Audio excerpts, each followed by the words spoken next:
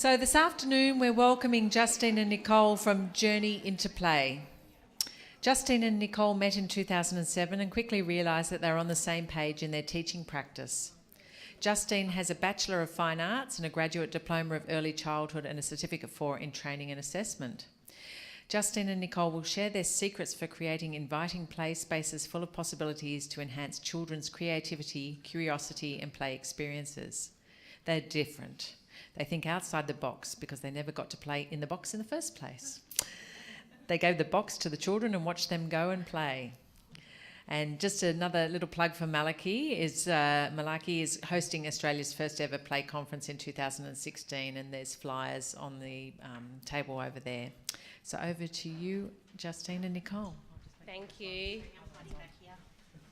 Can you all hear us if we don't use our mic? If we don't use mics? Right. We're getting filmed, right? We just have to make sure that we don't talk too loudly or do those screams or rants. Because we do like a rant. We do like a rant. Wow. I can't believe they're going to hear us in microphone form. Okay, thank you for having us today. We are going to bring it on home, and we know what it's like to be at a conference all day. And we know that now you've had afternoon tea, you're going to get really comfy, you're going to get really quiet, you're going to relax. You've got a full stomach from lunch. You've heard lots of speakers today. There might be some sleeping. They're just thinking about drinks, really. So we are going to break it up for you. We're going to get you moving. We are going to get you talking. We are going to get you interacting. Okay, this is a very, very reflective PD that we're going to run for you today. One that's going to hopefully make you think outside the box. Oh wow, that's a bit of a dig. We won't be handing anything out today in the form of our presentation, so we emphasise take notes. Grab us at the end of the session or during our question. Grab us at least an hour in time, maybe. So grab us at the end if you've got other things that you wanted to reflect on throughout, or stop us. We normally say, because it's such a big group, it's going to be difficult to answer questions, but there will be times throughout it that we will ask you guys questions. But there will be lots of opportunities to chat, and the chatting is going to keep you awake until drinks. We have drinks, girls. We have drinks to look forward to. Is there cocktails? We could make that happen. Cocktails? Okay, we'll get into it. As mentioned, we're Journey into Play. I'm Nicole. This is Justine. We often get confused. People often confuse us. We look like twins. So we met in 2007, and we were trying to think of an analogy earlier of how we met, other than to explain to you how we met. We thought, we were like drifting through the early childhood sector, and we collided, and that doesn't sound really good. There was some sort of tree action where we grew together like a tree. We thought that might be a bit hippie. We weren't called the hippie kinder for a while. So just getting to the bullet points of it, we met at the end of 2007. We were drifting, questioning a lot about what we were doing. We met as kindergarten teachers. We do have background that we have both been nannies in the past. We've worked in long day care as well, and we've done lots of work for all sectors in that form. Play is our passion. That was what was the driving force and continues to be the driving force behind our business. So once we started to really question what we were doing as kinder teachers, we started to then just change everything. We started to read lots, we started to attend lots of PDs, we did our training and assessment as mentioned earlier, and we're now here to where we are today. So what you're going to hear today is where we're currently at with our own philosophy and ideas about it all. Journey into Play the business was born at the end of 2010. That was after Justine had her twin boys, Arlo and Flynn. And having twins, you've got a hell of a lot of time on your hands. So she'd gone on maternity leave. I don't recommend it. Not for the first 6 weeks, anyway. So Justine had gone on maternity leave at the start of 2010. I took over the director's role there. But she was having way too much fun at home on maternity leave, that 9 months after Arlo and Flynn were born, my son Alexander was born. And at the end of 2010, we were both going to be on maternity leave, and that's when Journey into Play was born, because we're going to have so much time on our hands because all they're going to do is sleep. Everyone here knows that that is not the case. So anyway, we started Journey into Play. We've done lots of amazing things. We've travelled Australia. I'd love to now say we've travelled the world, but that will happen in the next 12 months. We've written a book, which we have a few copies here for sale, which is a bit different to what we're going to talk about today, but feel free to have a look through it. And I had another child, Sophia, who was born, and let's not forget her. no, she's often forgotten about with the 3 boys. But we also work, Malarkey was mentioned before, which is quite exciting. They're our agent, they represent us. So through Malarkey, we've been able to meet lots of awesome people, including yourselves today. So that was really quick. That's very quick. I For normally Nicole, spend that's very, ages. very quick. Yeah. We have to stop Nicole speaking sometime. And we have to stop Justine's rants. Hopefully I won't have many today. I might. All right, we're going to open with a quote from Peter Gray. Who knows Peter Gray? Oh, that's sort of You exciting. should have a Google. This is going to be cool then. He's amazing. Yeah. We are pushing the limits of children's adaptability. We have pushed children into a normal environment where they're expected to spend ever greater portions of their day under adult direction. Sitting at desks, listening to and reading about things that don't interest them, and answering questions that are not their own and are not to them real questions. We leave them ever less time and freedom to play, explore, and pursue their own interests. True? Very, very true. We can finish up now. Yeah, we'll go now. No. Peter Gray says it beautifully in this quote, and today this is what we're here to talk about. How can we make more time for play? How can we make more time for children to have opportunities to ask their own questions, to develop their own play, rather than have adults controlling it all the time? Everyone's looking like, ooh. All right, let's get into it. Hands up if play is valuable to you. Double hands up, I've Double seen. hands up. That's good. Nearly everyone, well done. We're going to take a sec. This is a reflection for you guys, just personal. You don't have to talk to anyone about it. How do you perceive play? And what does it look like to you? Take 30 seconds. In your head. Inside your head. 30 seconds. In your head. 29, Going deep within oneself. 28, 27. I was teaching your child yesterday how to do seconds, and he was counting very quick. And I said, cat and dog, 1 cat and dog, 2 cat and dog. It's like, so is it cat dog or the dog catching the cat? I'm like, no. Don't mind Nicole, she likes to tell stories. All right, who wants to share? How do we perceive play? Oh, good. I have a bitter. Excellent. Imagination. Uh-huh. Who said that? I'm not. Oh, yeah, creativity, yeah. Exploration and learning. Yay.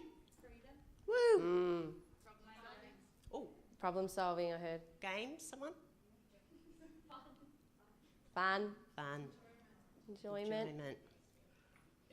Good stuff. No stress. Exactly. Laughter. Like Yeah. giggling. Yep. Yep. Growing Growing and development. and development. Yep. Yeah. Concentration. Yeah. Yep. All very good points. Very good words. Yeah. All right. Anyone else? They've had their piece. Okay, so now's where the fun and other things begin. What we want you to do is we want you to just go and play. We've set up lots of materials at the back. We want you to actually physically get up off your chair. Everybody up. You have to move. Nobody gets away Can't with take not your getting up. phone. Can't take a notepad. It's No just phones. you. Have a play. Go and play.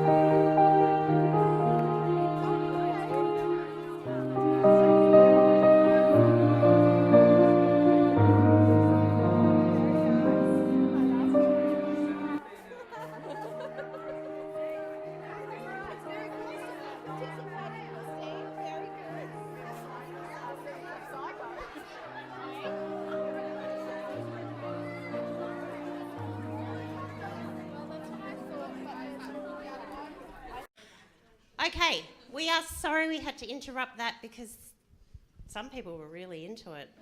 Majority of people were really into it. It was A fun. large We're going to majority. dissect it in a minute Yeah. with photos and pointers. We're No, now we're going to not, spend we're the not, rest we're of the not, we're not. session just photos of what you've just done, pinpoint things. See this person here? They're not playing. Someone else is being too bossy. You know what? I saw some very interesting things. Yeah. I think it's been a very long day here. hasn't it? I saw someone suffocating someone with some bubble wrap. Oh. Anyway, let's have a think about that play in terms of any memories conjured up from your childhood. Yeah? What do we got? The pigs. Put the washing on the line and you try and make the longest train possible. Yeah. I used to put them on my ears. Yeah. And necklaces. Cool. Pigs are amazing. Yeah. They're so versatile. The doona. Yes, my boys did that the other day, and now it's like this. The hills hoist, she was saying. And someone was mentioning the doonas. My kids always make their cubbies out of their doonas. Dens and nooks and cubbies. It was That good was- to see. It was great to see one being made. What does it say on it though? I didn't get that. Nice one. Nice one. Anyone else have any memories? Yeah. Keeping them off the ground. That's the game. The crocodiles will eat them. Someone over here? This might sound weird, but No. Nothing's weird to Well, us. Trust me. It's us. probably because I haven't played with adults in a long time. It reminded me of how like playing doing something by yourself and making friends and talking to someone and saying, "Hey, can I play with you?" Yeah. Oh, yeah. And like I expect kids to do that when I go to the park. I'm like, why don't you go and say hello to that other girl, make friends? And I'm like, come on. But I realised there, I was like, well, it's actually harder than It is. It is. Yeah. Yeah. It's like saying to you all, We've been talking about play for 7 years. We eat, breathe.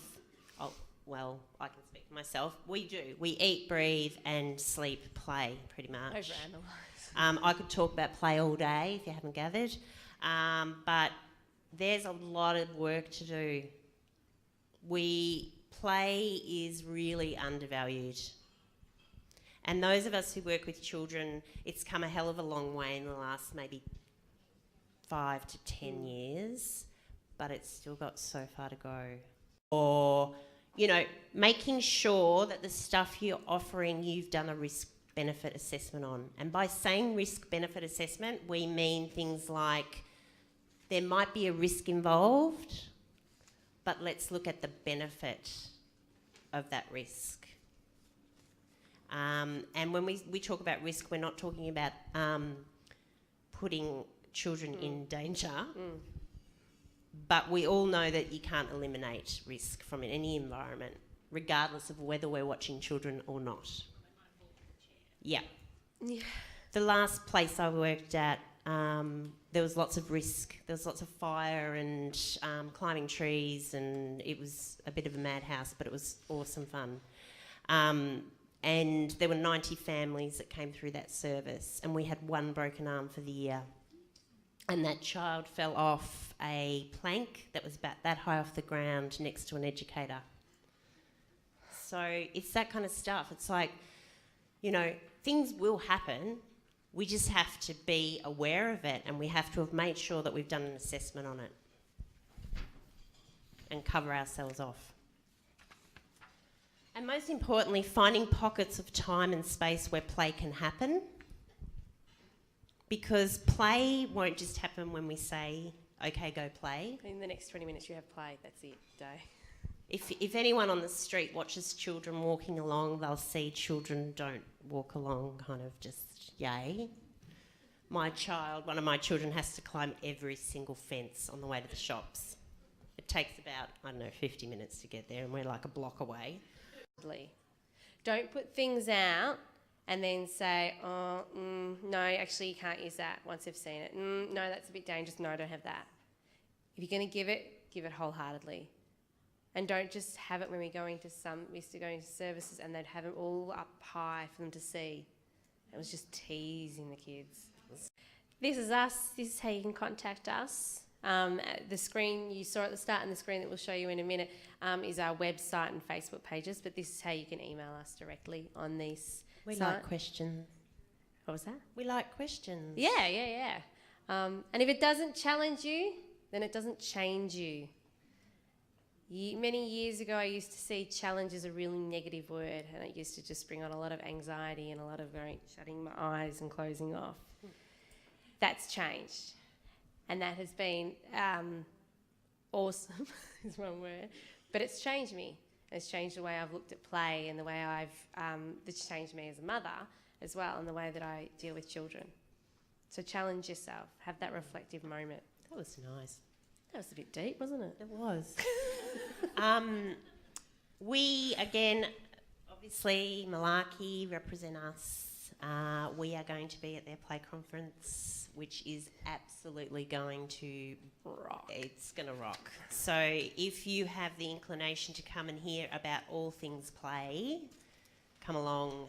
Early bird tickets are still available, I believe. There's flyers over there near Anne-Marie. Thank you for having us. We've had a ball. You guys have rocked. Thank you.